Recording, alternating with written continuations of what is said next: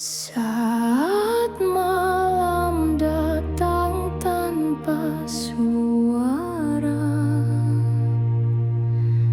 dan bayangan mulai bercerita,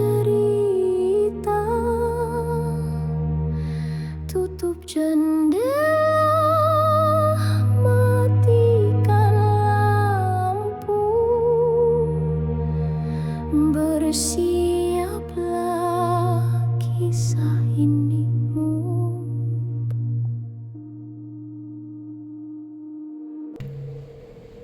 Satu lagi jiwa. Suasana pagi saat mereka berangkat ke desa Ngerawan terasa aneh. Langit mendung tanpa awan, angin kering bertiup dari arah utara, dan tak ada satupun kendaraan yang mereka temui selama hampir 1 jam perjalanan. Bahkan sinyal ponsel hilang total sejak mereka melewati jembatan kecil sebelum masuk desa. Robin menggenggam kertas berisi alamat lukisan terakhir. Eko berjalan pelan di belakang, sesekali menengok ke semak-semak. Kayak ada yang ngikutin dari tadi, Rob, bisiknya. Robin tidak menjawab. Fokusnya tertuju pada rumah kayu tua di atas bukit kecil yang kini mulai tampak di kejauhan. Bentuknya besar, tapi menyeramkan. Atapnya miring. Satu jendela di lantai atas terbuka sedikit, dan dari sanalah suara ketukan itu terdengar. Tok, tok, tok. 3 kali lalu hening. Lalu 3 kali lagi, berulang seperti pola, seperti ritual. Begitu sampai, udara terasa lebih dingin. Papan kayu di beranda depan rapuh, dan tulisan aneh tergantung pada paku karatan. Bagi yang datang karena undangan, jangan naik ke atas tanpa alasan. Jangan bicara dengan yang tidak menjawab. Jangan menggambar tanpa restu. Mereka masuk. Rumahnya lapuk tapi masih utuh. Di bawah tangga ada kursi roda tua dan buku gambar lusuh. Di halaman pertama tertulis, bunyi itu bukan untuk dipanggil, tapi untuk dihindari. Mereka naik ke loteng. Di balik lampu robek tersembunyi lukisan besar. Seorang anak kecil duduk membelakangi, memegang tongkat. Di bawahnya tertulis, satu lagi jiwa. Kursi roda di bawah bergerak sendiri. Buku gambar berubah. Kini memperlihatkan Robin dan Eko berdiri di loteng dengan sosok anak kecil berwajah hitam di belakang mereka. Mereka menemukan ukiran di kayu. Lestari 1983 dan tulisan kecil, anakku belum kembali, ia butuh satu lagi untuk keluar. Mereka pergi ke gubuk Mbah Samin, satu-satunya saksi hidup di desa.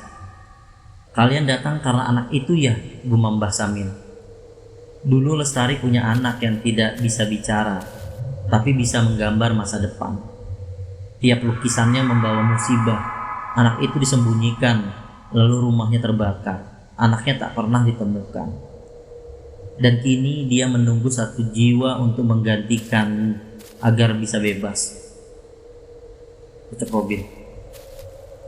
Mereka kembali ke lokasi. Rumahnya hilang, hanya padang rumput dan satu lukisan besar tertancap di tanah.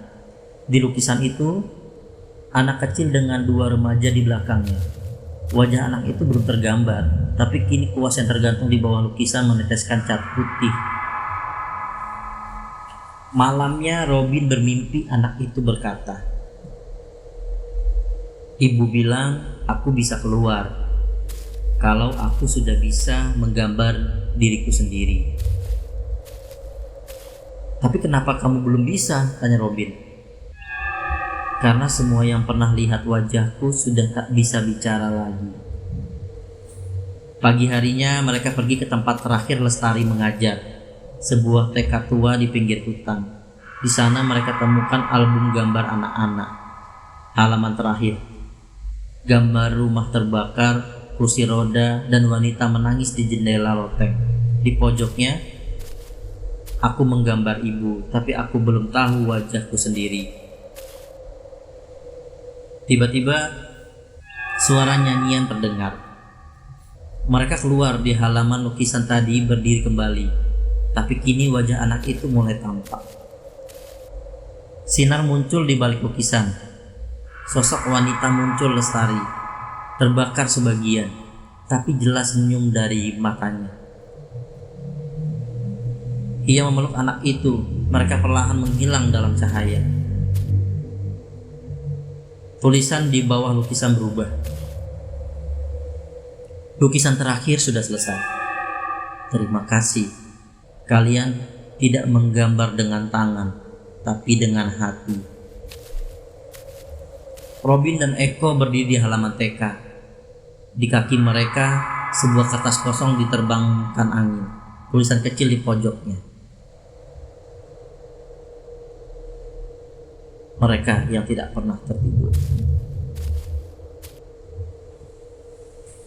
Tidak semua anak bisa menggambar wajah mereka sendiri, karena kadang dunia terlalu gelap untuk jadi cermin.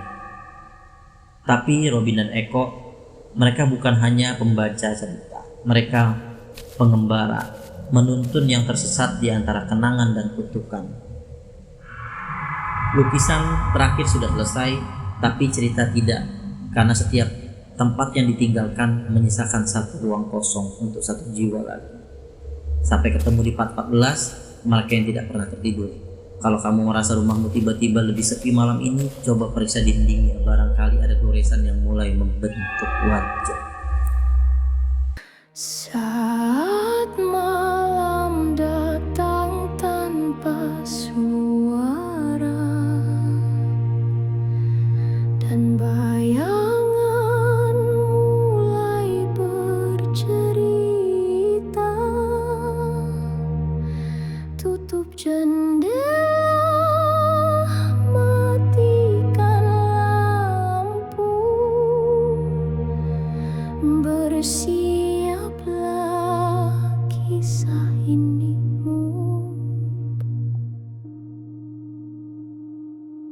Bareng Baten dan Indri yang setia menemani, cerita horor datang pelan tapi pasti dari lorong gelap sudut rumah yang sunyi. Semua kisah nyata atau ilusi.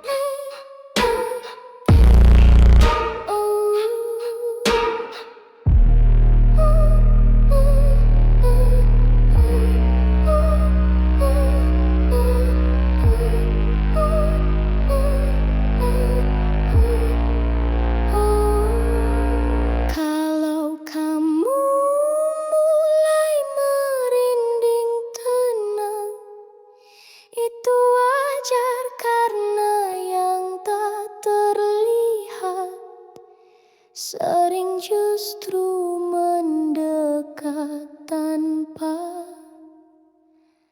sadar.